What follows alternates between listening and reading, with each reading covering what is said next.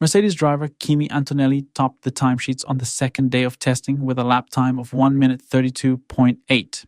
Piastri and Verstappen followed Antonelli. On the second day, we saw Audi drop into the 134 range for the first time behind the top 4 teams. Hulkenberg, who dropped to 134, managed to improve his time further to 133.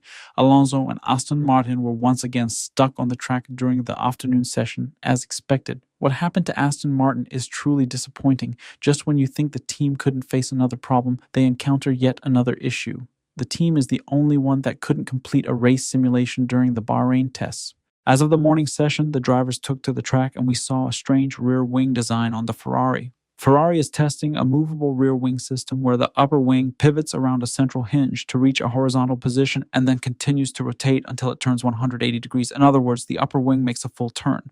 Thanks to this new wing, Ferrari can gain 8 to 10 kilometers per hour more speed on straights compared to its rivals. We also learned that Ferrari is currently using this design for testing purposes. The team did not use this rear wing design in the afternoon session. Hamilton's performance in the car during the afternoon session looked quite impressive.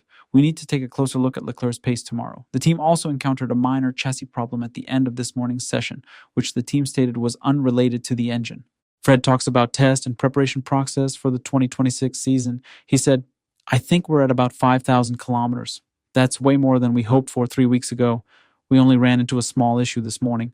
We're preparing parts for Melbourne because we're missing some things in certain places.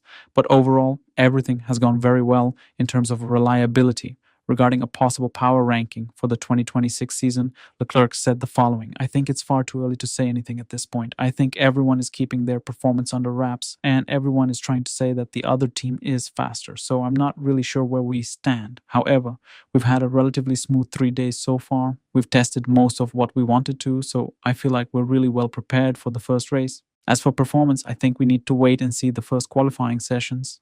Zach Brown commented on McLaren's situation and the season with the following statements: "I think we've built a good car. We're in the big 4 teams, but I don't think we're in the lead. But it will be a long season with a lot of development. We keep learning. I think we're in a good starting point. However, the Reds and Silvers look very strong, and I don't think Red Bull have shown everything yet. But definitely we're in the top 4. Last world champion Lando Norris also said, "I believe we've progressed a lot from last weekend to this one. There were some small problems with the car and we tested them. We reviewed a lot of aspects of our program and we did what we wanted. We understood well our strengths and weaknesses in terms of tires, balance, and more." Reporter Lawrence Barreto said the following about Alpine and the team's potential performance in the 2026 season: "I think Alpine have emerged as one of the teams who could potentially be top of the midfield in the early part of the season. They started developing this car about a year ago and switched all their resources to that. They have a Mercedes power unit at the back of the car. It feels like they have a tidy package and a development plan for the early phase of the year. Their midfield rivals are quietly impressed." Carlos Sainz made the following comments today regarding the 2026 regulations: "I think in general my message to FOM and FIA is, I think at the start of the year we need to stay a bit open-minded. I think we should stay flexible rather than committed to a certain level of energy management." And his teammate Alex Albon also made the following comments regarding the impact of these new regulations on team differences: "I think everyone kind of always categorized last few years as 2 separate teams. I think this year there's going to be possibly even 4 different things. I think there'll be the top teams, the upper midfield, the bottom midfield." Toto Wolff commented on the legality of the Mercedes engine and Petronas fuel, stating, "That's another story. We were told that our compression ratio was illegal, which is complete nonsense, utter nonsense. And now the next story is that our fuel is illegal. I don't know where this is coming from." And they keep bringing it up again and again.